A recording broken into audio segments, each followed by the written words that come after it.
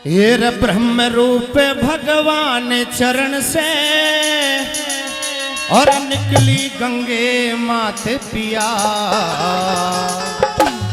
और नहाने धोने जल पीने से शुद्ध हो जाता गात पिया, शुद्ध हो जाता गात पिया।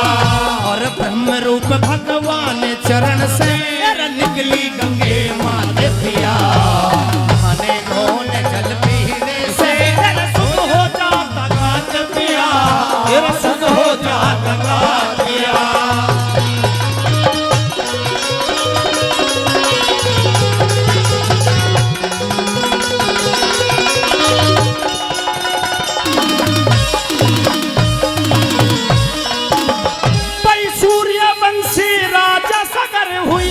जिसके बेटे 60,000 अश्वमेध यज्ञ करा राजा ने, जिसमें जुड़ गया है सब संसार, जिसमें जुड़ गया सब संसार।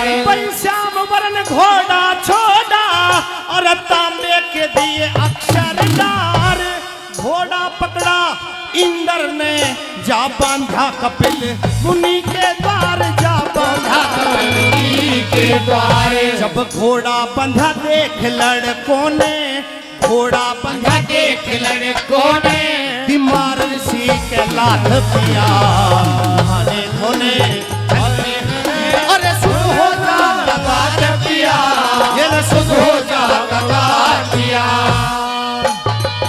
बहुत अच्छे।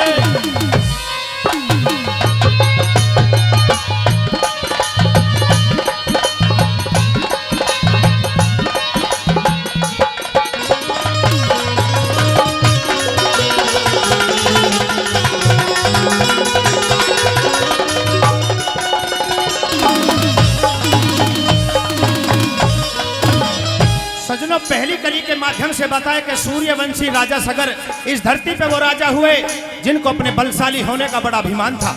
सजनों, एक अश्वमेध यज्ञ रखा, धरती के सभी राजाओं को बुलाया गया, उसमें देवता भी विराजमान थे। उस सभा के अंदर एक शर्त रखी, जो हमारे श्याम वर्ण घोड़े को पकड़ेगा, पकड़ने के बाद हमसे युद्ध करेगा और युद्ध में हमें पराजित कर देगा, इस धरती का राजा वो बड़ा माना जाएगा, अन्यथा हम ही इस धरती के सबसे सर्वश्रेष्ठ राजा माने जाएंगे। सजनों, उस राजा का घमंड तोड़ने के लिए इंद्र देवता ने वो घोड़ा पकड़ के कपिल मुनि ऋषि के आश्रम पे बांध दिया।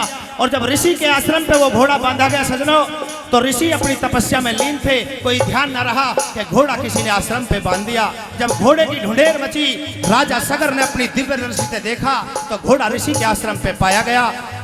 राजा सगर के बेटे पोते पहुंचते हैं और घोड़ा देख करके ऋषि को आवाज लगाते हैं कि हे ऋषि उठिए, हमारे घोड़े को इस आश्रम पे किसने बांधा। कई बार आवाज लगाने पर ऋषि ने कोई जवाब न दिया, तो सजनों ऐसा बताते हैं कि राजा सगर के घमंडी बेटा ने ऋषि के लात मार दी। और आगे क्या बात बनी दूसरी कली के माध्यम से।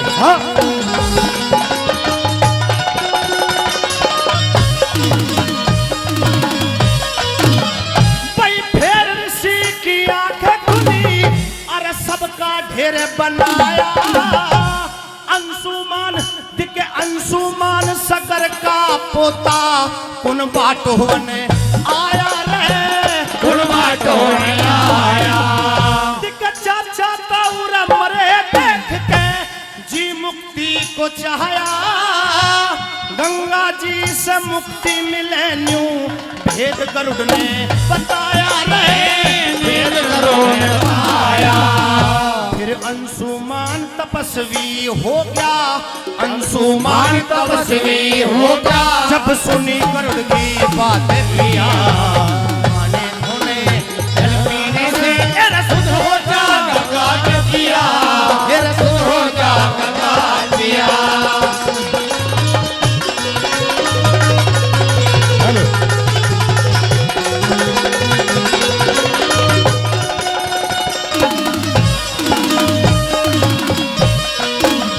बहुत बहुत धन्यवाद, सभी ने बड़ा मान सम्मान किया।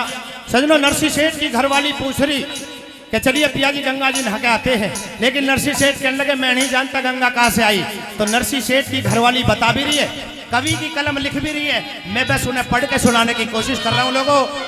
आइए तीसरी कली के माध्यम से, जब राजा सगर के बेटे ने ऋषि के लात मार दी, क्रोधित दृष्टि से जब आंख खुली सबको मूर्छित अवस्था में कर दिया।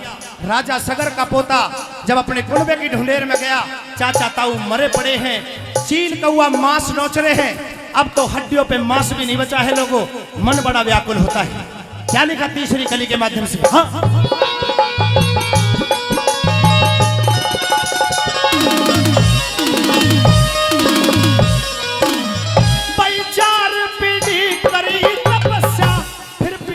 पंचम आई, भागीरथ ने तप करके फिर भक्ति में डोलाई रे, भक्ति में डोलाई। विष्णु बोले गंगा जी से मृत्यु लोक की लोराही। गंगा बोली कौन ओट सके और मृत्यु लोक में मेरी राही, मृत्यु लोक मेरी राही। फिर शीश झुका तुम्बे में ओट गया, शीश झुका तुम्बे में ओट गया। वो त्रिलोकी का नाथ पिया, नहाने धोने से फिर शुद्ध हो जाता गात पिया, फिर शुद्ध हो जाता गात पिया।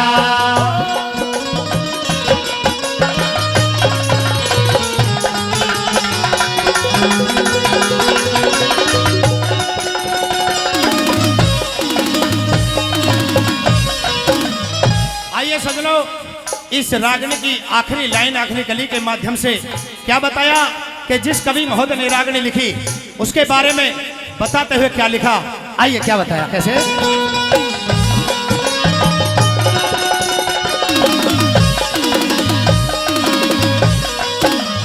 पई नगर निदाने से चल गए, पई नगर निदाने से चल गए, हम बैठे मोटर लारी में। रोहतक से 6 कोस दूर गुरु गंगा बहे सुनारी में, गंगा बहे सुनारी में।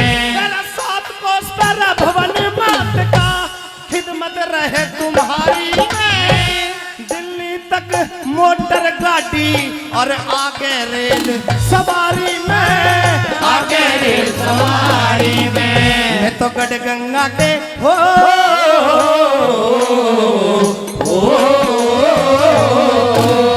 मैं तो गढ़ गंगा के घाटे उतर लूं, गढ़ गंगा के घाटे उतर लूं। वो धर्मपत सिंह मेरे साथ पिया, नहाने धोने जल पीने से शुद्ध हो जाता गात पिया, शुद्ध हो जाता गात पिया। और ब्रह्म रूप भगवान चरण से निकली गंगे माथे पिया।